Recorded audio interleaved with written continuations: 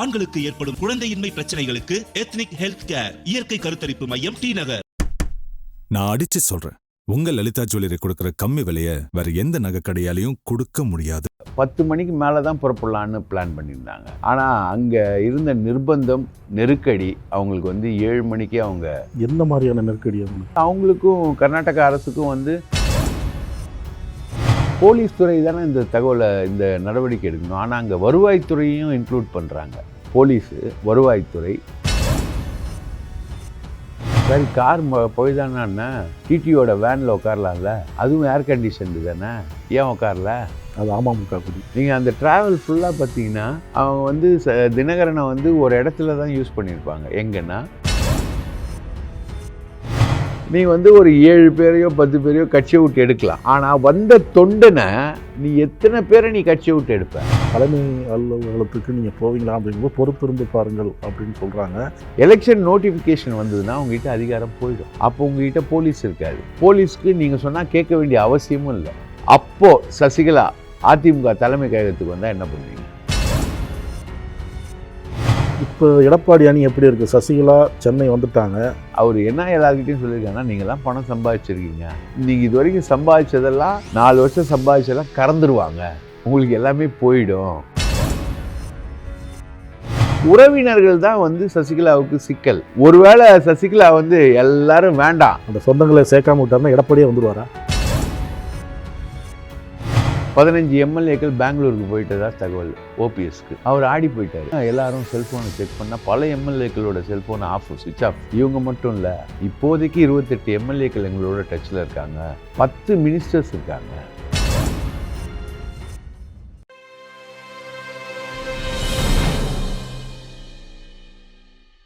வணக்கம். அரசியல் சடுகுடு நிகழ்ச்சிக்கு மீண்டும் உங்களை வரவேற்கிறோம். சசிகலா வருகை தமிழகத்தில் அதிமுக அரசுக்கு நெருக்கடியை கொடுத்திருக்கிறதா? அதிமுக கட்சிக்குள் குழப்பத்தை ஏற்படுத்தியிருக்கிறதா?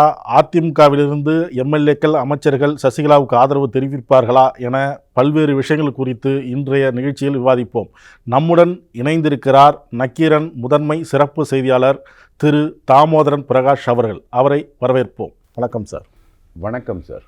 அதிமுக கொடியை சசிகலா பயன்படுத்தக்கூடாதுன்னு காவல்துறையில் அமைச்சர்களே நேரடியாக போய் புகார் அளிச்சிருந்தாங்க. திட்டமிட்டபடி 8ஆம் தேதி சசிகலாவும் பெங்களூர்லேருந்து தமிழகம் திரும்பினாங்க. அவங்க நாம் திரும்பும்போது கொடியை பயன்படுத்தக்கூடாதுன்னு போலீஸார் சொன்னால் என்ன செய்யலாம் அப்படின்னு ஏற்கனவே ஏதாவது ஒரு ஆலோசனை பண்ணாங்களா? சட்ட ஆலோசனை ஏதாவது நடத்தினாங்களா? அதை பற்றி சொல்லுங்கள் சார். பெங்களூர்லேருந்து ஒரு 10 மணிக்கு தான் அவங்க கிளம்பலான்னு அவங்க தீர்மானிச்சிருந்தாங்க. ஆனால் இருக்கக்கூடிய சிச்சுவேஷன், அங்கே இருந்த டென்ஷன் அவங்கள 7 மணிக்கே கிளம்ப வச்சிருச்சு. அங்கே கர்நாடக மாநில அதிமுக செயலாளர் யுவராஜ் என்றவரை கட்சியை விட்டு இவங்க நீக்கிட்டாங்க. அவர் மருத்துவமனைக்கே சசிகலாவை பார்த்துக்கிட்டு இருந்தவர். அதே மாதிரி அவர் அந்த சொகுசு விடுதலையும் சசிகலாவை பார்த்ததுனால அவரை கட்சியை விட்டு நீக்கிட்டாங்க. அவர் பிரம்மாண்டமான ஏற்பாடுகளை அவர் பண்ணிகிட்டு இருந்தார். 10 மணிக்கு மேலே தான் புறப்படலான்னு பிளான் பண்ணியிருந்தாங்க. ஆனால் அங்கே இருந்த நிர்பந்தம், நெருக்கடி அவங்களுக்கு 7 மணிக்கே அவங்க புறப்பட வேண்டிய சந்தர்ப்பத்தை உருவாக்கிச்சு. அதனால தான் ஒரு லைட்டாக ஜெயலலிதா படத்துக்கு மலர் மாலை அணிவிச்சிட்டு அவங்க உடனடியாக அவங்க புறப்பட்டாங்க. எந்த மாதிரியான நெருக்கடி அவங்களுக்கு? நெருக்கடின்றது அவங்களுக்கும் கர்நாடக அரசுக்கும் இவங்க அங்கே ரொம்ப நேரம் தங்கக்கூடாது அப்படின்ற மாதிரி எடப்பாடி சைட்லேருந்து இருக்கக்கூடிய ஒரு நெருக்கடி தான் மத்திய பாஜக அரசுக்கு இருந்தது. பாஜக மூலமாக கர்நாடக பாஜக அரசுக்கும் அந்த நெருக்கடி இருந்தது.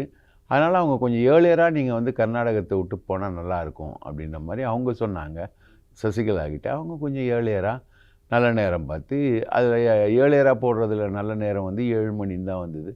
அதனால் 7:10க்கெலாம் அவங்க புறப்பட்டுட்டு வந்தாங்க. அதுக்கு முன்னாடி அவங்க பெரிய அளவுக்கு ஆலோசனை பண்ணாங்க. உங்களுக்கு பார்த்திங்கன்னா, சசிகலா சிறையில் இருந்த முழு நேரமும் அவங்களுக்கு உதவி பண்ணது அந்த கிருஷ்ணகிரி மாவட்ட அதிமுகவினர் தான் பெரிய உதவி பண்ணாங்க. ஒரு அமைச்சராக இருந்து ஒருத்தர் மறைஞ்சிட்டார். அவரும் சசிகலாவுக்கு ரொம்ப நெருக்கமானவராக, அந்த குடும்பத்துக்கு நெருக்கமானவராக இருந்தார். இப்போ செய்தி தொடர்பாளராக இருக்கக்கூடிய புகழேந்தி, அவரும் சசிகலா குடும்பத்துக்கு நெருக்கமானவராக வேலைகளை செஞ்சுக்கிட்டு இருந்தாங்க. அது இல்லாமல் அங்கே வந்து ஒரு 10 பேர் வந்து சஃபாரி உடையினர் வந்து சிறைவாசல்லையே எப்போவும் 24/7 இருப்பாங்க. அவங்க சசிகலாவுக்கான வேலைகள்லாம் செஞ்சுக்கிட்டு இருந்தாங்க. இந்த கிருஷ்ணகிரி மாவட்டத்திலேருந்து தான், தருமபுரி மாவட்டத்திலேருந்து தான் சசிகலாவுக்கு தேவையான எல்லா ஹெல்ப்புமே வந்து சிறைக்குள்ளே சென்றடைஞ்சுது. ரைட்டுங்களா? அந்த மாதிரி இருக்கக்கூடிய ஒரு சூழலில் அவங்க புறப்பட்டு வரும்போது அவங்க கர்நாடகா எல்லை இருக்கு இல்லையா, கர்நாடகா தமிழ்நாடு எல்லை ஒசூர், அந்த பார்டரில் தான் வந்து அவங்க கிராஸ் பண்ணுறாங்க. அந்த ஒசூர் பார்டருக்குள்ளே என்ன நடக்கும் அப்படின்றத வந்து சசிகலா யூகிச்சிருந்தாங்க. உதாரணத்துக்கு அமைச்சர்கள் போயிட்டு வந்து அதிமுக கொடியை பயன்படுத்தக்கூடாது அப்படின்னு ஒரு மனு கொடுக்குறாங்க. சிறப்பு டிஜிபியாக இருக்கக்கூடிய ராஜேஷ் தாஸ் அந்த இடத்துக்கு 2500 போலீஸோட வந்திருந்தார். ஒசூர் எல்லைக்கு 2500 போலீஸாரோட வந்திருந்தாங்க.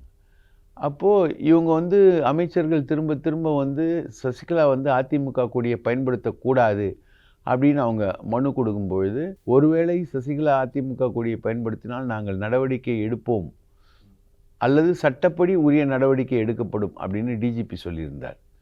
ஸோ சம்திங் இஸ் ஃபிஷின்றது வந்து சசிகலாவுக்கு தெரியும். இவர் வந்து 2500 பேரோட பட்டாலியனோட வந்து நிற்கிறாரு அப்படின்றது தெரியும்.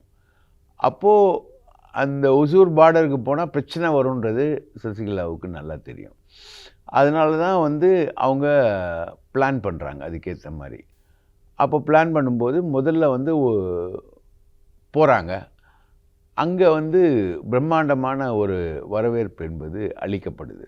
இந்த வரவேற்பு முழுக்க முழுக்க பார்த்திங்கன்னா இவங்கெல்லாம் வந்து பெரிய அளவுக்கு காசுக்கு கூட்டிகிட்டு வந்த கூட்டம் மாதிரிலாம் தெரியல.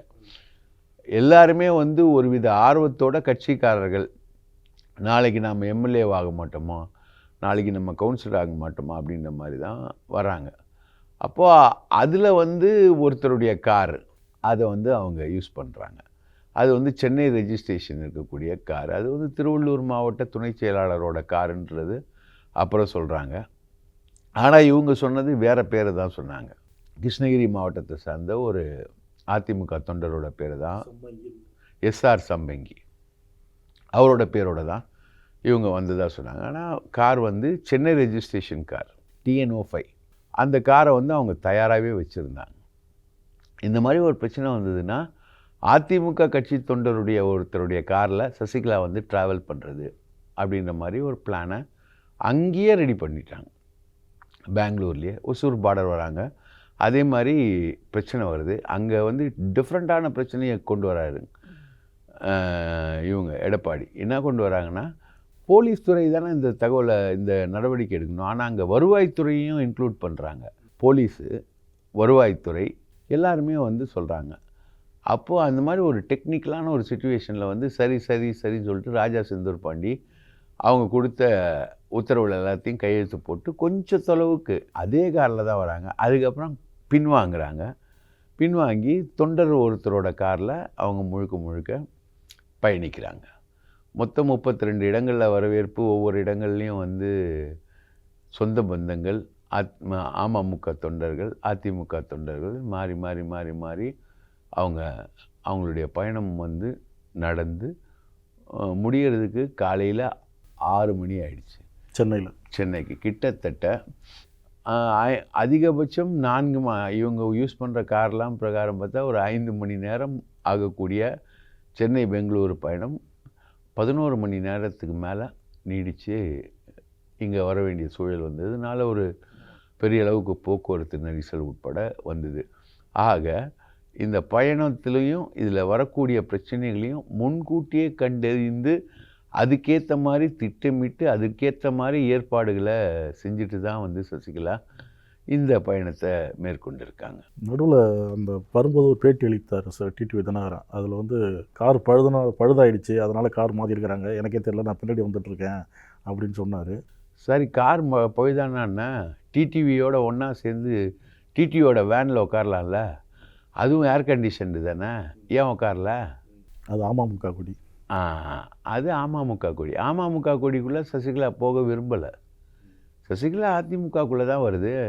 ஓகே, நான் பின்னாடி வந்தேன், என் காரில் ஏற வேண்டியது தானே. நீங்கள் அந்த ட்ராவல் ஃபுல்லாக பார்த்தீங்கன்னா அவங்க வந்து தினகரனை வந்து ஒரு இடத்துல தான் யூஸ் பண்ணியிருப்பாங்க. எங்கன்னா ஜெயலலிதா படத்துக்கு மாலை போடுறதுக்கு மட்டும்தான் வந்து யூஸ் பண்ணியிருப்பாங்க. அதுவும் விடுதியில், சொகுசு விடுதியில். அதுக்கப்புறம் கோவில் இந்த இடத்துக்கெலாம் போகும்போது டாக்டர் வெங்கடேஷை தான் யூஸ் பண்ணாங்க. ரைட்டுங்களா? அந்த விடுதியில் வந்து மூளையில் தலையை காட்டக்கூடிய வகையில் தான் மற்ற சொந்த பந்தங்கள்லாம் அங்கே நின்றுக்கிட்டு இருந்தது. சசிகலா எந்த சொந்த பந்தத்தையும் பெருசாக என்கரேஜ் பண்ணலை. குறிப்பாக தினகரனை என்கரேஜ் பண்ணவே கிடையாது. நேராக வந்துக்கிட்டு இருந்து இவர் தான் பேட்டி மேலே பேட்டி கொடுத்துக்கிட்டு வந்துக்கிட்டு இருந்தார். இந்த மாதிரி பழுதாயிடுச்சு, சின்ன வண்டியில் வாகனம் பழுதாயிடுச்சு, ஏசி பழுதாயிடுச்சு, ஜெயலலிதா யூஸ் பண்ண வண்டியில் ஏசி பழுதாகுமா, இதுக்கு ஒரு விளக்கம் இவர் வந்து ஒரு விளக்கம் கொடுக்குறாரா? இது என்ன எல்லாமே வெல் பிளான்டு ட்ராமா. சசிகலாவை பொறுத்த வரைக்கும் நீங்கள் அன்னிலேருந்து இன்றைக்கி வரைக்கும் நம்ம சொல்கிறது வந்து அவங்க வந்து ஒரு ஷ்ரூடு பாலிட்டிஷியன். அவங்களுக்கு தெரியும் என்ன நடக்குன்னு. நடுவில் அதே கொடியோடு இவங்க போகிறாங்கன்னா அடுத்த பாயிண்டில் இவங்கள டிஸ்டர்ப் பண்ணுவாங்க போலீஸு. அங்கே வந்து அமமுக தொண்டர்களுக்கும் அதிமுக தொண்டர்களுக்கும் சசிகலா ஆதரவாளர்களுக்கும் போலீஸுக்கு இடையே மோதல் நடக்கும். ரைட்? அந்த கமோஷனை வந்து தான் உருவாக்குறதுக்கு எடப்பாடி பிளான் பண்ணுறாரு. மோதலை உருவாக்கணுன்னு தான் பிளான் பண்ணுறாரு. அந்த மோதலை அவாய்ட் பண்ணக்கூடிய விதத்தில் இன்னொரு ஆல்டர்னேட்டிவை கண்டுபிடிச்சி அதிமுக தொண்டை வந்து அதிமுக கொடி கட்டலாம் இல்லையா, அந்த காரில் நான் ஏறி வரேன் அப்படின்ற மாதிரி வந்தது தான் ஒரு விஷயம். என்னென்னா சசிகலாவுடைய ஸ்டேட்டஸ்க்கு அவங்களாம் எதிர்பார்த்த மாதிரி ஒரு அமைச்சரே போய் நின்று தேசிய கொடி கட்டின காரில் வந்து சசிகலாவை கூட்டிகிட்டு வந்திருக்கணும். அதெல்லாம் பண்ணாமல் ஒரு சாதாரண தொண்டங்காரில் வந்துட்டு அன்புக்கு நான் அடிமை, நல்ல தொண்டுக்கு நான் அடிமை, தமிழ்நாட்டுக்கு அடிமைன்னு எம்ஜிஆர் பாட்டெல்லாம் பாடிட்டு அப்படி ஜாலியாக வந்து சேர்ந்துருக்காங்க. அதே பேட்டியில் இன்னொன்றும் சொல்கிறாரு தினகரன், அதிமுககாரங்களும் வந்திருக்காங்க, அமமுககாரங்க வந்திருக்காங்க, அமமுககாரங்க அதிமுக கூடயே பிடிக்க மாட்டாங்க அப்படின்னு சொல்கிறாரு. இப்போ அங்கே அதிமுகவை சேர்ந்தவர்களும் அங்கே தொண்டர்கள் மட்டும்தான் வந்தாங்களா, இல்லை அதிகாரத்தில் இருக்கிற எம்எல்ஏக்கள் மற்றவங்க யாராவது அங்கே போனாங்களா அந்த வரவேற்பில்? இவங்க வந்தவங்க அமமுகவா அதிமுகவான்னு தெரியல. ரைட்டு. அமமுககாரங்க அமமுக கொடியை பிடிச்சிருந்தாங்க, அதில் ஒன்றும் இல்லை. அமமுகக்கு இவ்வளோ பெரிய மாஸ்லாம் இருக்கிற மாதிரி நமக்கு தோணலை. ரைட்டுங்களா? அந்த விஷயங்கள் என்பது டிஃப்ரெண்ட்டாக இருந்தது.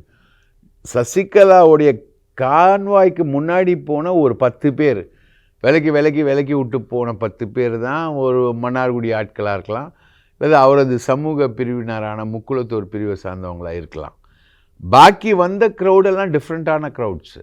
மோள தாளத்தோடு நின்றவங்க எல்லாமே டிஃப்ரெண்ட்டான க்ரௌட்ஸ். அவங்கெல்லாம் வந்து அமமுகவா அதிமுகவாலாம் பிரிச்செடுக்க முடியாது. இதில் என்ன விஷயம்னா, நீ வந்து ஒரு 7 பேரையோ 10 பேரையோ கட்சியை விட்டு எடுக்கலாம். இவங்கெல்லாம் வந்தாங்க, பொறுப்பில் இருந்தாங்க, போனாங்க அப்படிலாம் கட்சியை விட்டு எடுக்கலாம்.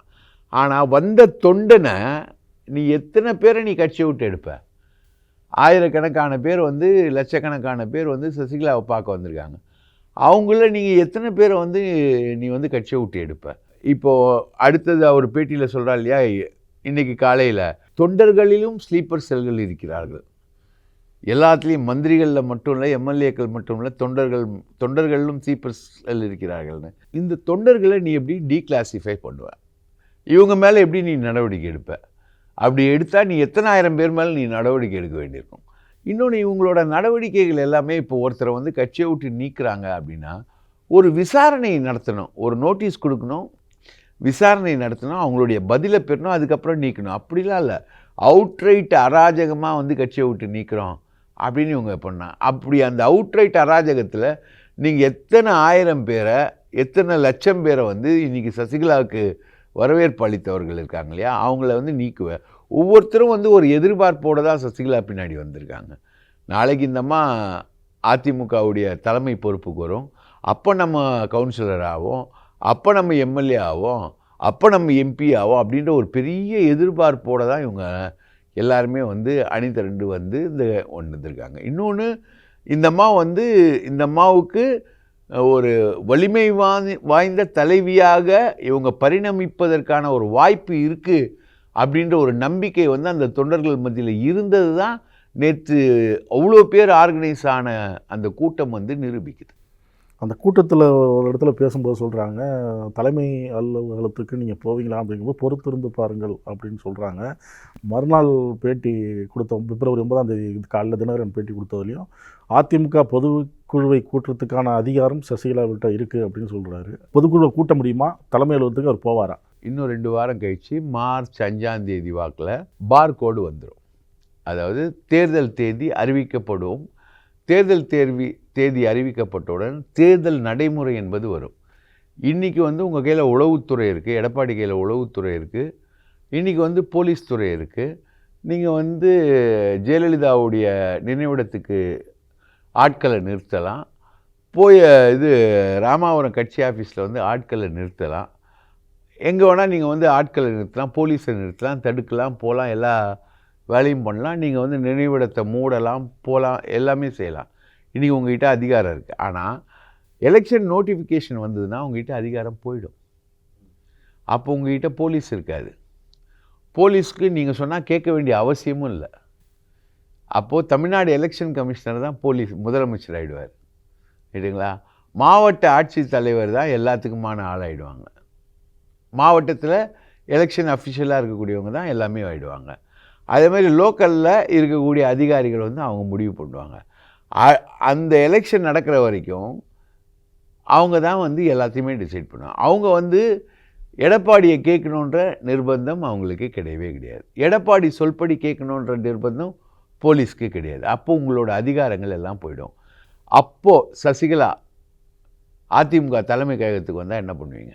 அப்போது அதிமுக தலைமை கழகத்துக்கு வந்தால் போலீஸை வச்சு நீங்கள் தடுக்க முடியாது. ஏன்னா ஆல்ரெடி அவங்க பொதுச் செயலாளர் நான் அப்படின்னு ஒரு மனு போட்டு, அந்த மனு இன்றைக்கு வரைக்கும் உயர்நீதிமன்றத்தில் விசாரணைக்குரிய சப்ஜெக்டாக இன்றைக்கி வரைக்கும் இருந்துக்கிட்டு இருக்கு. அப்போ அந்த மாதிரி இருக்கிற டைமில் நீங்கள் எப்படி அவங்கள தடுக்க முடியும்? நிறைய பேர் குழப்பிக்கிறாங்க. எலெக்ஷன் கமிஷனில் எலெக்ஷன் சிம்பலுக்கும் தேர்தலில் நிற்கிறதுக்கும் எலெக்ஷன் கட்சியுடைய பேருக்கும் எலெக்ஷன் சிம்பலுக்குமான உத்தரவு தான் பெறப்பட்டிருக்கு. ஆனால் நான் தான் அதிமுக பொதுச் செயலாளர், என்னை நான் தான் பொதுக்குழுவை கூட்ட முடியும், என்னை கேட்காம பொதுக்குழுவை கூட்டி ஒருங்கிணைப்பாளர், இணை ஒருங்கிணைப்பாளர், துணை ஒருங்கிணைப்பாளர், பொதுக்குழுவில் வழிகாட்டுதல் குழு உட்பட எல்லாத்தையுமே அறிவிச்சுக்கிட்டதெல்லாம் செல்லாது அப்படின்னு சசிகலா போட்ட கேஸ் சிவில் வழக்கு, உரிமையியல் வழக்கு. ரைட்டுங்களா? அந்த உரிமையியல் வழக்கு தான் உண்மையான வழக்கு. அதான் ஒரு கட்சியுடைய ஃபேக்டை டிசைட் பண்ணும். ஆனால் இன்றைக்கி எலெக்ஷன் கமிஷனும் டிசைட் பண்ணும். அது தேர்தலுக்கான யுக்திகள் மட்டும்தான். ரைட்டுங்களா? அந்த யுக்திகளை வச்சுக்கிட்டு இவங்க இருக்காங்க. இவங்க அதுக்கான விஷயங்களை சிவில் நீதிமன்றத்தில் போடப்பட்ட வழக்கை வச்சுருக்காங்க. அதில் இனிமேல் பட்ட அடுத்த கட்டமாக அந்த இதுலேயே எலெக்ஷன் கமிஷன் போட்ட வழக்கு உச்சநீதிமன்றம் தள்ளுபடி பண்ணிடுச்சு. ரிவ்யூ பெட்டிஷனும் டிஸ்மிஸ் ஆகிடுச்சு. அதுதான் ஐநா சபைக்கு போனாலும் சரி, மன்னார்குடியில் கட்ட பஞ்சாயத்து பண்ணாலும் சரி அப்படின்னு சிவி சண்முகம் சொல்கிறா இல்லையா? அதில் க்யூரேட்டிவ் பெட்டிஷன் ஒரு ஆப்ஷன் இருக்குது இன்றைக்கி வரைக்கும். அதை இவங்க மூவ் பண்ண போகிறாங்க. அப்போது அந்த கோட் ஆஃப் கான்டாக்ட் வரும்போது சசிகலா ஜெயலலிதா சமாதிக்கு போகிறதையும் யாராலையும் தடுக்க முடியாது, அதிமுக தலைமை கழகத்துக்கு வர்றதையும் தடுக்க முடியாது. வேணா அடிக்கலாம், சசிகலா ஆட்களை அடிக்கலாம். 90களில் 89களில் ஒரு சண்டை நடந்து அதை நக்கீரன் லைவாக ஜானகி அணிக்கும் ஜே அணிக்கும் அதிமுக தலைமை கழகத்தில் சண்டை நடந்து அதை நக்கீரன் லைவாக படம் பிடிச்சு அதை வச்சு சசிகலா அப்போ ஜெயலலிதா கூட இருக்காங்க. சசிகலா டெல்லியில் பேசி அதிமுக எங்ககிட்ட தான் இருக்குன்னு நக்கீரனை வச்சு ப்ரூஃப் பண்ண சம்பவங்கள்லாம் முன்னாடி அது மாதிரி ஏதாவது ஒன்று நடக்கலாமே தவிர இந்த கோட் ஆஃப் கான்டாக்ட்னு வரும்போது சம்திங் டிஃப்ரெண்ட். இது எல்லாமே இன்றைக்கி இருக்கிற நிலவரம் இல்லை. எடப்பாடியோட பவர் இன்னும் ஒரு 15-20 நாட்களுக்குள்ளே முடிஞ்சிடும். அப்போ நடக்கக்கூடிய நாட்டியங்களுக்கு தான் எல்லாமே முடிவுகள் வரும். இப்போ எடப்பாடி அணி எப்படி இருக்குது? சசிகலா சென்னை வந்துட்டாங்க, நடுவுலையும் ஒரு பேட்டி அளிக்கிறாங்க. அந்த பேட்டியும் ஆளுங்கட்சிக்கு எதிராக இருக்கிற மாதிரி தான் இருக்குது. இப்போ எடப்பாடி மற்றும் அவருடைய அமைச்சர்கள் எப்படி இருக்கிறாங்க? இந்த வருகை, அவருடைய பேட்டி, அதுக்கப்புறம் இப்போ என்னென்னா அவர் என்ன எல்லாருக்கிட்டையும் சொல்லியிருக்காங்கன்னா, நீங்கள்லாம் பணம் சம்பாதிச்சிருக்கீங்க, இதெல்லாம் நீங்கள் சசிகலாவை சந்திச்சிங்கன்னா, சசிகலா பக்கம் போனீங்கன்னா அவங்க சசிகலா கிட்ட நீங்கள் எல்லா விஷயத்தையும் நேரடியாக பேச முடியுமா? அவங்களுடைய சொந்த பந்தங்கள் இருக்குல்ல, டாக்டர் வெங்கடேஷ், தினகரன், திவாகரன் எல்லாருமே இருக்காங்க இல்லையா, அவங்க சொந்த பந்தங்கள், அவங்க மூலமாக தான் நீங்கள் டீல் பண்ணணும். நீங்கள் இது வரைக்கும் சம்பாதிச்சதெல்லாம் 4 வருஷம் சம்பாதிச்சதெல்லாம் கறந்துருவாங்க, உங்களுக்கு எல்லாமே போயிடும். இதெல்லாத்தையும் கறக்கிற வேலையில் தான் வந்து சசிகலா குடும்பம் வந்து ஈடுபடும்.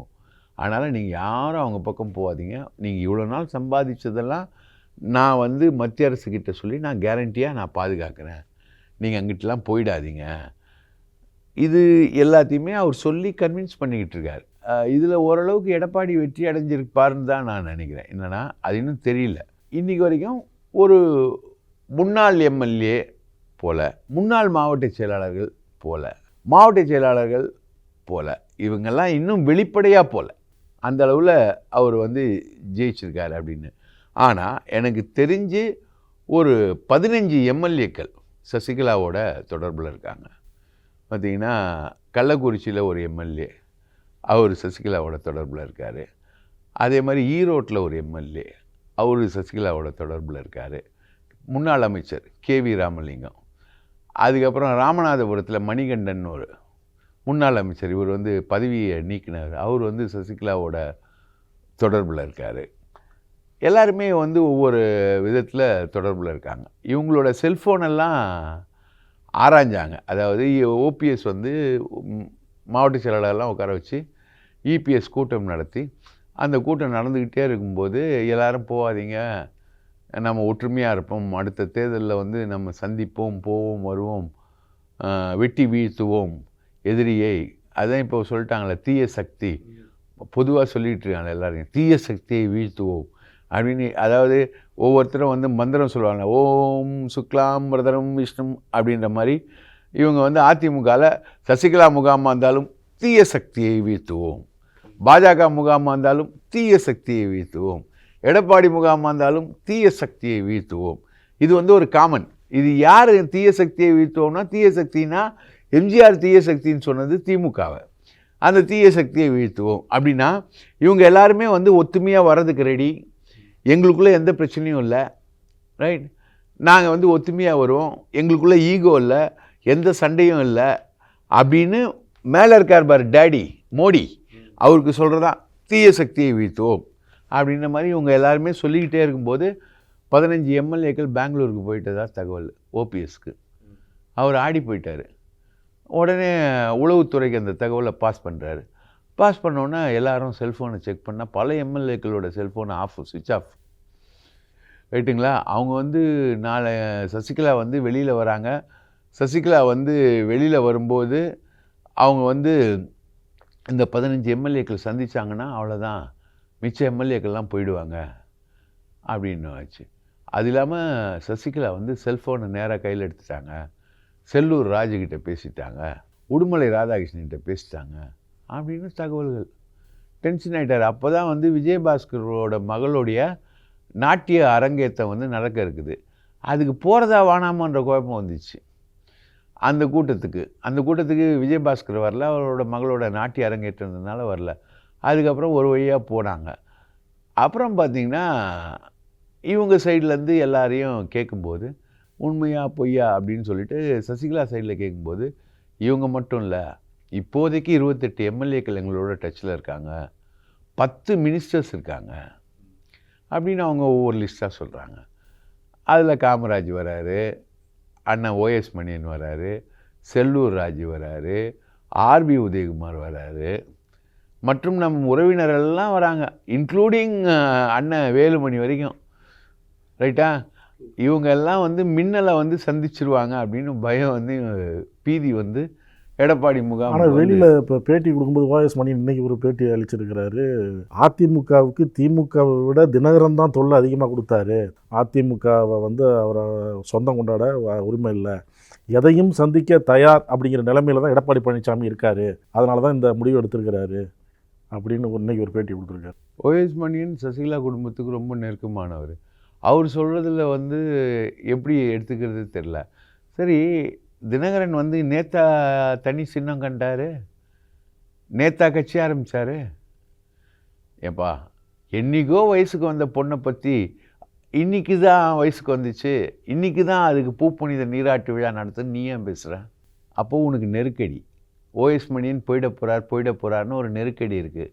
அதனால் அவர் வந்து நான் இல்லை தினகரனால் தான் கேட்டது. உண்மையிலேயே பார்த்தீங்கன்னா சசிகலா மேலே வந்து எல்லாருக்கும் ஒரு பெரிய அனுதாபம் இருக்குது. ஆனால் சசிகலா குடும்பம் மேலே அவ்வளோ பெரிய அனுதாபம் இல்லை, ரைட்டா? இப்போவுமே சசிகலாவோடைய ஹோட்டலில் வந்து சசிகலாவோட ஃபோட்டோ எடுத்துக்கிட்டவங்கள நான் உன்னை மாவட்ட செயலாளர் ஆக்கிடுறேன், நான் உன்னை மந்திரி ஆக்கிடுறேன், நான் உன்னை வந்து தந்திரி ஆக்கிடுறேன் அப்படின்னு வசூலுக்கு ஆரம்பிச்சதா தகவல் இருக்குது. காவல்துறை அதிகாரிகள் மத்தியிலேயே அடுத்த ஆட்சி சின்னமாக தான் உன்னை வந்து ஐஜி ஆக்கிடுறேன் அப்படின்னு ஒரு பெரிய விருந்து பட்டோடபமெல்லாம் நடந்திருக்கு. இந்த உறவினர்கள் தான் வந்து சசிகலாவுக்கு சிக்கல். ஒருவேளை சசிகலா வந்து எல்லாரும் வேண்டாம் அப்படின்னு சொல்லிட்டு தன்னந்தனியாக போய் அது அதிமுக அந்த அம்மா அதிமுகவில் சேர்ந்துட்டாங்கன்னு வைங்களேன், சசிகலா மேலே அதிமுகவினருக்கு ஒரு பெரிய சிம்பத்தைசிங் இருக்குது, ரைட்டுங்களா? அந்த மாதிரி ஒரு விஷயம் என்பது சசிகலா மேலே இருக்குது. ஆனால் இந்த உறவினர்கள் பார்த்து தான் வந்து அலறாங்க எல்லாருமே. சசிகலா வந்து போகும்போது சிறைக்கு போகும்போது முதலமைச்சர் கட்சி ஆட்சி எல்லாத்தையும் தானே கொடுத்துட்டு போகுது. அதை வந்து இந்த அளவுக்கு கபலீகரம் ஆக்குனது யார்? தினகரன் தானே. தினகரனுக்கும் திவாகரனுக்கும் நடந்த சண்டையில் தானே இந்த அளவுக்கு போயிருக்கு. இப்போ கூட நியூஸ் புறப்பட்டு வருது, திவாகரனை வந்து எடப்பாடி அட்ஜஸ்ட் பண்ணிட்டாரு, திவாகரன் மூலமாக வந்து எல்லாரையும் இனிமேல் போட்டு பார்த்துக்கலாம், நீங்கள் யாரும் தினகரன் பக்கம் போகாதீங்கன்னு சொல்லிட்டாங்க, அதனால தான் நிறைய பேர் வந்து சின்னம்மாவை பார்க்க வராமல் இருக்காங்க அப்படின்னு இப்போ கூட ஒரு நியூஸ் வந்து அன்கன்ஃபர்ம்டு நியூஸ் வந்து போயிட்டுருக்கு. ஸோ இந்த சொந்த பந்தங்கள் வந்து சசிகலாவுக்கு மிகப்பெரிய மைனஸ். ஆனால் அந்த சொந்த பந்தங்கள் இல்லாமல் செயல்படவும் முடியாது. சொந்த பந்தங்கள் தான் நம்பிக்கைக்குரியவர்கள், அவர்கள் மூலமாக தான் செயல்பட முடியும். இப்போ ராவணன் கூப்பிட்டு தான் வேலுமணியும் தங்கமணியும் வளர்த்தாரு. ராவணன் கூப்பிட்டு பேசினா வேலுமணியும் தங்கமணியும் மதிப்பு மரியாதையோடு பேசி தான் திருடணும். ராவணன் வந்து சசிகலாவுடைய சொந்த பந்தம், வெஸ்டர்ன் பெல்ட்டில் எல்லாமே இருக்கக்கூடிய அந்த கொங்கு மண்டலத்தில் இருக்கக்கூடியவங்க, அவங்களாம் பேசி தான் தீரணும். அதே மாதிரி ஒவ்வொரு மண்டலத்துக்கும் ஒவ்வொரு ஆள் இருக்காங்க. ஸோ இந்த சொந்த பந்தங்கள் பலமா பலவீனமா அப்படின்றது ஒரு பட்டமன்றம். இனிமேல் சொந்த பந்தங்கள் தலையீடு இருக்காது அப்படின்னு சசிகலா ஒரு அனௌன்ஸ்மெண்ட்டுக்கு சப்போஸ் வர்ற மாதிரி ஒரு பேச்சு போயிட்டுருக்கு. சப்போஸ் அந்த மாதிரி இனி சொந்த பந்தங்கள் கிடையாது அப்படின்ற ஒரு அனௌன்ஸ்மெண்ட் பண்ணுறதுக்குடைய முகாந்திரமாக தான் சசிகலா எப்படி பேசுகிறாங்க. இனி என் வாழ்நாள் முழுவதும் நான் அதிமுக என்கிற கட்சிக்காகவே நான் உழைப்பேன், அதற்காகவே நான் பாடுபடுவேன் அப்படின்னு சொல்லிட்டு அவங்க பேசுகிற பேச்சு என்பது சொந்தம் பந்தம் உற்றார் உறவினர் இந்த விஷயங்களெல்லாம் தாண்டின ஒரு விஷயமாக தான் அந்த அம்மா வரப்போகிறாங்க அப்படின்ற மாதிரி ஒரு பேச்சு வந்துக்கிட்டு. அந்த சொந்தங்களை சேர்க்காம விட்டாருன்னா எடப்பாடியே வந்துடுவாரா? கிட்டத்தட்ட வந்துடுவாங்க. அது மாதிரி தான் இருக்குது நிலவரம். எடப்பாடிக்கு கூட ஓபிஎஸ்க்கு கூட நீங்கள் ரொம்ப நெருங்கி கேட்டு பார்த்தீங்கன்னா சசிகலா ஒன்றும் பெரிய ஹார்ம்ஃபுல் இல்லை. இன்னொன்று சசிகலா வந்து வேறு விதங்களில் வேறு மாதிரி ரியாக்ட் பண்ணியிருந்தா கூட எல்லார்கிட்டேயும் ஒரு விதமான மரியாதையோடு தான் ரியாக்ட் பண்ணியிருக்காங்க. ஜெயலலிதாவுடைய நிலவரம் என்பது வேறு, அவங்க யூஸ் பண்ண லாங்குவேஜஸ்ன்றது வேறு. இப்போ கராத்தே தியாகராஜன்லாம் வந்து துணை மேயராக இருக்கும்போது அவருக்கு பிரச்சனை வரும்போது ஜெயலலிதா அவரை பார்த்து பேசின வார்த்தைகளை வந்து அச்சிட முடியாத வார்த்தைகளில் பேசியிருக்காங்க. ஒரு ஆடிட்டரை வந்து செருப்பால் அடிச்சிருக்காங்கன்னு வச்சுக்கோங்களேன், முன்னாடி சொத்து குவிப்பு வழக்கில் அந்த மாதிரிலாம் நடந்திருக்கு. ஆனால் சசிகலா வந்து கட்சிக்காரங்களோட ரியாக்ட் பண்ணும்போது ஓரளவுக்கு ரெஸ்பெக்ட்ஃபுல்லாக தான் ரியாக்ட் பண்ணியிருக்கு. அந்த ரெஸ்பெக்ட்ஃபுல்னஸ் வந்து அவங்களுக்கு இருக்குது. சசிகலாவுடைய சொந்த பந்தங்களில் எல்லாருமே ரொம்ப மோசமானவங்கலாம் கிடையாது, ஓரளவுக்கு டீல் பண்ணக்கூடியவங்க தான். தினகரன் வந்து ஒரு 15 வருஷம் வனவாசத்துக்கு அப்புறம் தான் அவர் திரும்பி வர்றார். அவரும் ஓபிஎஸ்ஸை டீல் பண்ணவர் தான். ஓபிஎஸ் மாதிரி ஆட்களை வந்து அவர் கொண்டு வந்தவங்க தான். அந்த மாதிரி டீல் பண்ணி கொண்டு வந்தவங்க தான். எல்லாருமே நீரடித்து நீர் விலகாதுன்ற ஒரு கதையில் இருந்தவங்க தான். ஆனால் தினகரனுடைய அப்ரோச்சு யாருக்குமே பிடிக்கல, எல்லாருக்குமே பிடிக்கல அப்படின்றது வந்து ஓப்பனாக வந்த ஒரு கமெண்ட்டு. அதனால தான் சசிகலா தினகரனை ஒதுக்கி வச்சு தான் வந்து அவங்க ட்ராவல் பண்ணியிருக்காங்க. இந்த முறை ட்ராவல் பண்ணும்போது அது மாதிரி தான் ட்ராவல் பண்ணி. இப்போ மாவட்ட செயலாளர் கூட்டத்தில் நீங்கள் முன்னே பேசும்போது சொன்னீங்க, மாவட்ட செயலாளர் கூட்டத்தில் ஓபிஎஸ்ஸே அதிர்ச்சி ஆகிட்டார், எல்லோரும் ஒன்றா இருக்கணும் அப்படின்னு பேசிகிட்டு இருக்கும்போது சில பேர் சில எம்எல்ஏக்கள் போய் பெங்களூரில் சசிகலாவை பார்த்தா தகவல் அதிர்ச்சி ஆகிட்டார் அப்படின்னு சொல்கிறீங்க. அதுக்கு அடுத்த நாள் ஒரு 2 பக்கம் விளம்பரம் கொடுத்தாரு ஓபிஎஸ்.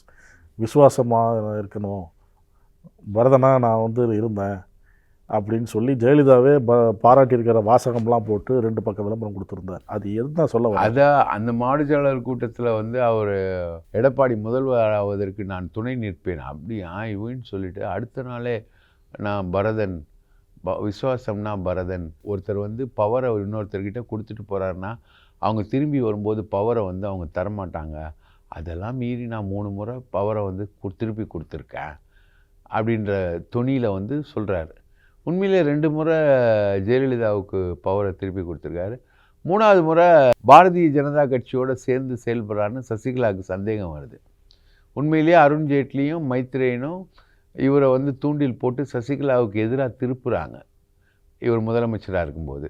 அப்போது இவர் போராடுற சந்தேகம் சசிகலாவுக்கு வரும்போது போயஸ் கார்டனில் வந்து ஓபிஎஸ் கிட்ட கேட்குறாங்க, சிஎம் பதவியை வந்து எழுதி கொடுத்துடணும். உடனே எழுதி கொடுத்துட்டாரு. அப்போ தான் அவங்க வந்து எம்எல்ஏக்கள் கூடி வந்து சசிகலாவை தேர்ந்தெடுக்கிறாங்க. சசிகலா முதல்வராக முடியாது அப்படின்ற முட்டுக்கட்டை வந்து தீர்ப்பு வந்து சிறைக்கு போகும்போது இபிஎஸ்ஸை வந்து அவங்க தேர்ந்தெடுத்துட்டு போகிறாங்க. ரைட்டு. இவர் அப்போது வெளியில் வந்து தர்ம யுத்தம் நடத்துகிறாரு. சசிகலா சிறைக்கு போகிறாங்க அப்படின்ற ஒரு நிலைமை வந்தோடனே அந்த கேஸ் விஷயத்தில் இவங்க பட்டாசு வெடித்து கொண்டாடுறாங்க. அதாவது ஜெயலலிதாவுக்கு எதிரான கேஸ், அதில் பட்டாசு வெடித்து கொண்டாடுறாங்க. அந்த மாதிரி நிகழ்வுகள்லாம் நடக்குது. ஸோ இதெல்லாம் வந்து ஓபிஎஸ் வந்து பதவியே விட்டு கொடுத்துருக்காரு. 2 முறை ஜெயலலிதா கிட்ட பேச முடியாது. இப்போது பேசியிருக்கலாம். 3வது முறை விட்டு கொடுக்கும்போது முடியாதுன்னு சொல்லியிருக்கலாம். அப்போ ஒன்றும் செஞ்சுருக்க முடியாது. தினகரனோ திவாகரனோ 2 பேர் தான் கேட்குறாங்க. அவங்க 2 பேருமே ஒன்றுமே செஞ்சுருக்க முடியாது. நான் முதல்வர், என்ன வேணால் பண்ணிக்க போ அப்படின்னு ஓபிஎஸ் சாலிடாக நின்றுந்தார்னா ஒன்றும் பண்ணியிருக்க முடியாது. ஆனால் அப்பவும் அவர் விட்டு கொடுத்தார். உண்மையிலேயே அந்த விஷயங்களை வந்து இப்போ சுட்டி காட்டுறது எதுக்குன்னா, சசிகலாமா வராங்க, நானாக இருந்தேன்னா இந்நேரம் என்ன முதலமைச்சராக ஆக்கி என்னை கன்டினியூ பண்ண வச்சுருந்தேன்னா இந்நேரம் விட்டு கொடுத்துருப்பேன் நான் அப்படின்னு ஓபிஎஸோட கன்டென்ஷன். 2 விஷயம். இது வந்து எதுக்காக வந்து விளம்பரம் கொடுத்தாரு? ஒன்று சசிகலாவுக்கு அந்த பதவியை விட்டு கொடுக்கணும்னு இபிஎஸ்க்கு சொல்கிறாரா, இல்லை சசிகலாவுக்கு இந்நேரம் நீ அந்த பதவி என்கிட்டே நீங்கள் கொடுத்துருந்தீங்கன்னா நான் உங்கள்கிட்ட கொடுத்துருப்பேனேன்னு சொல்ல வராரா? சசிகலா கிட்டே தான் சொல்கிறாரு. அந்த பதவியை நீங்கள் எங்ககிட்ட கொடுத்துருந்தீங்கன்னா இந்நேரம் கொடுத்துருப்பேனே, நான் மீண்டும் வந்து நீங்கள் என்னை வந்து கன்சிடர் பண்ணுங்கள், என்னை முதல்வர் ஆக்கிறதுக்காக நீங்கள் பண்ணுங்கள், இபிஎஸ்ஸை முதல்வர் ஆக்காதீங்க எந்த சூழ்நிலையிலையும். விசுவாசம்னா பரதன் நான் தான் அப்படின்றதும் பெருவாரியாக வந்து சசிகலாவுக்கு ஆதரவாக திரும்பக்கூடிய ஒரு போக்கு என்பது இருக்கு இல்லையா. இவர் தவழ்ந்து முட்டிக்கால் போட்டு கீழே இழஞ்சி போய் இபிஎஸ் பதவி வாங்குறதும், இன்றைக்கி வந்து சசிகலாவை நான் சேர்க்க மாட்டேன்னு அதிரடிப்படை அமாவாசை மாதிரி அவர் பேசுகிறதும், இது வந்து தொண்டர்கள் மத்தியில் துரோகம் அப்படின்ற ஒரு விஷயத்தை உருவாக்கியிருக்கு. ரைட்டுங்களா. அந்த துரோகம் அப்படின்ற ஒரு விஷயம் உருவானதுனால அந்த சிம்பத்தி வேவை வந்து இவர் அதை கேஷ் ஆன் பண்ணுறார். அதை வந்து கவுண்ட் பண்ணி அதை வந்து காசாக்க நினைக்கிறார் ஓபிஎஸ். அதை வந்து காசாக்க நினைக்கிறார் ஓபிஎஸ். அதை வந்து இன்றைக்கி நான் தான் எல்லா விதத்துலேயும் சிறந்தவன், நான் தான் விசுவாசத்தில் சிறந்தவன் அப்படின்னு ஓபிஎஸ் வந்து நிரூபிக்க பார்க்குறாரு. ஸோ ஓபிஎஸ் சசிகலா ஒரு காம்பினேஷன் ஏற்பட்டு எடப்பாடிக்கு ஒரு பெரிய குடைச்சலாக மாறலாம். ஆனால் இது எல்லாத்தையுமே வந்து ஆட்டி வைக்கிறது பாஜக தான். ஓபிஎஸ் இந்த விளம்பரத்தை கொடுக்குறாருன்னா, அவர் வந்து இபிஎஸ்க்கு போட்டியாக செயல்படுறாருன்னா பாஜகவோட ஆசை இல்லாமல் அவர் செயல்பட மாட்டார். இபிஎஸ் வந்து இந்த அளவுக்கு சசிகலாவை அடிக்கிறாருன்னா, எகிரி அடிக்கிறாருன்னா, அவர் வந்து பாஜகவோட ஆதரவு இல்லாமல் இபிஎஸும் செய்ய மாட்டார். சசிகலா இந்த அளவுக்கு வந்து ஃபோர்ஸ் பண்ணி நின்று அதோட வலுவை காமிக்குதுன்னா அதுவும் அவங்களும் பாஜகவோட ஆதரவு இல்லாமல் செய்ய மாட்டாங்க. இவங்க எல்லாருமே சேர்ந்து பாஜக வந்து இந்த 3 பேரையும் மோத விடுது. ரைட்டுங்களா. 3 பேரும் மோதும்போது என்ன ஆகும், அதிமுக வெறும் 10% ஓட்டு வாங்குகிற கட்சியாக மாறும். அடுத்த சட்டமன்ற தேர்தலில் வெறும் 10% ஓட்டு வாங்குகிற கட்சியாக மாறும். இப்போ அதிமுகவுக்கு இனி எதிர்காலம் இல்லை அப்படின்ற ஒரு தீர்மானம் வரும். அப்போ எதுக்கு எதிர்காலம் அப்படின்னு பார்த்தீங்கன்னா, அதிமுக மாதிரியே கட்சியை வந்து தெய்வீக நம்பிக்கையோடையும் தெய்வ நம்பிக்கையோடு வச்சுருக்கக்கூடிய ஒரே இயக்கம் அது பாஜக. நீங்கள் வந்து பாஜகவில் சேருங்க, அதிமுகவினரே பாஜகவில் சேருங்க, உங்களுக்கு நல்ல எதிர்காலம் இருக்குது என்பதை நிரூபிக்கிறதுக்காக தான் இந்த 3 அணிகளுடைய மோதலையும் உருவாக்கி அதிமுகவை பலவீனப்படுத்தி கபலீகரம் பண்ணுறதுக்கு தான் பாஜக ட்ரை பண்ணிக்கிட்டு இருக்கு. அதுக்கு ஓபிஎஸ்சியும் யூஸ் பண்ணுது. சசிகலா எப்படி பாஜக சொல்கிறத கேட்பாங்க? அதாவது பாஜக ஆதரவில் ஓபிஎஸ் தனியனியாக நின்னாங்க அப்படின்னு சொல்கிறீங்க. இபிஎஸ்ஸை வந்து அதுக்கு எதிராக கொண்டாந்து, ஓபிஎஸ்க்கு எதிராக கொண்டாந்து ஒரு ஆட்சியில் அமர வச்சுட்டு தான் அவங்க சிறைக்கு போனாங்க. அவங்க எப்படி பாஜக சொல்கிறத கேட்பாங்க? அவங்க வந்து பாஜகவுக்கு எதிரான மனநிலையில் தான் அன்றைக்கி ரியாக்ட் பண்ணாங்க. அவங்க வந்து இன்றைக்கும் சொல்கிறது தானே, அன்புக்கு நான் அடிமை, அராஜகத்துக்கு நான் அடிமை இல்லைன்னு. இன்றைக்கி இந்த அராஜகத்தெல்லாம் பண்ணுறது யார்? எடப்பாடி பழனிசாமி.